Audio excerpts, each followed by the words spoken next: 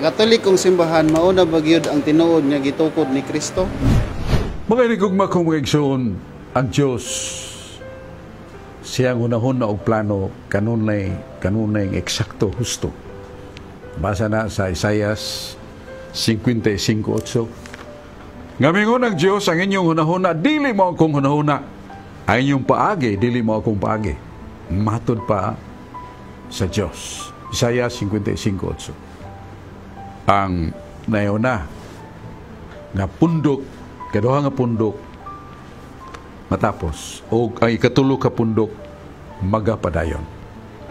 So patriarchal religion, ang Judaic or Mosaic religion nahumana og dunay usa nga mabilin og mulungtan ang Christian religion. Buti pa sabot nga Ginoo nagaplano nga human paggunob ug pagkaguba sa Israel ang iyang katawhan, dili malusno nga mahanaw. Bangunon pinagi sa kapundok ug gingharian nga tukuron sa Dios dinhi sa yuta. It must be God Himself that will establish this kingdom or this society, and that is the church. Mabasa na to sa Daniel 2:44. Ang Diyos gayod mo'y mangunay sa pagtukod siyang gingharian sa yuta, gingharian nga di malumpag, gingharian nga kagahuman, dili katugyan sa lain nga katawhan.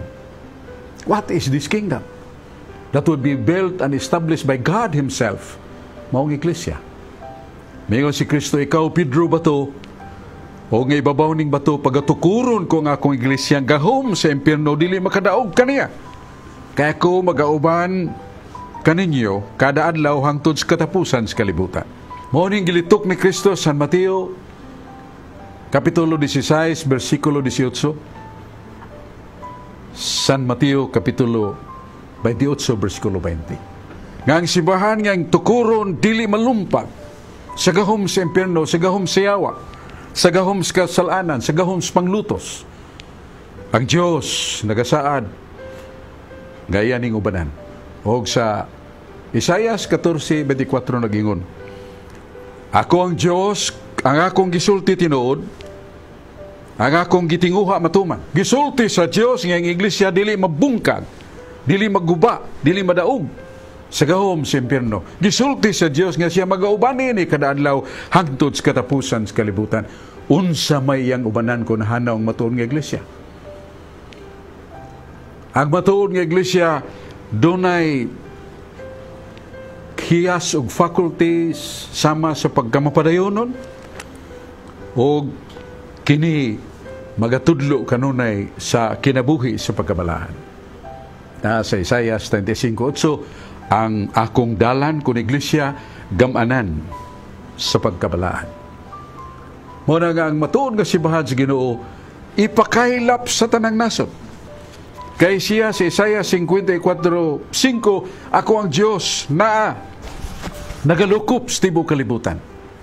O kay nagalukop man siya sa tibuok kalibutan, nan ang iyang iglesia mo lukop o ipalukop sa tibuok kalibutan. The church must be for all nations. Nasa sulat ni San Marcos 11:17. Mingon si Jesus ang akong balay, kahulugan iglesia, alang sa tanang kanasuran. So what is this church? It must be international. It must be Catholic.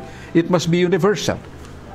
So dias Biblia na ang pong Katolika. Sa Griego nga Biblia na yun, Hymenon Ecclesia Catholis. Duha ka pulong nga mabasa sa Griegong Biblia, buhat 9:31 ang iglesia ang gitukod ni Kristo, Ecclesia Catholis. The Catholic Church.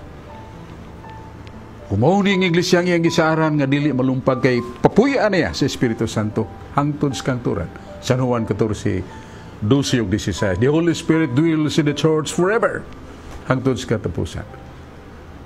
Muna nga katapusan, ang atong ebidensya di lang kay sa Biblia kundi sa referensyas. Ang usa ka referensya sama sa Grolier's Encyclopedia Volume 5 page 106 nagingon, the Catholic Church is the divine society founded by Christ, endued by the outpouring of the Holy Spirit on the day of Pentecost, And this name denotes the body of the faithful in communion with the Bishop of Rome, hence often called Roman Catholics. Binisaya, ang Iglesia Katolika tinukod ni Kristo. Mao ning kapunungan iyang gipadad-an sa Espiritu Santo. Mao ni ang ngalan dunay kalambigitan sa obispo sa Roma, mao ni ngalan og Romano Katoliko. Is it necessary for us to join the true church? The answer is yes. Kay si Isaias 14:9 binaingon, unsa ba ikaw tao sa imong kakusgan o kagamhanan, nagkurog ka man, kay ikaw di makaluwas. Jeremias 14:9, ang tinukod og tao, dili makaluwas. Bosa, kinahanglan, pangitao na to, o nakaplagan na to ang matuod nga Iglesia Katolika, magpuyo tas kabuutan, kamapabasanon o kamapadayonon, kay kini mao ang dalan o kapunungan, arka ni Kristo sa kaluwasan.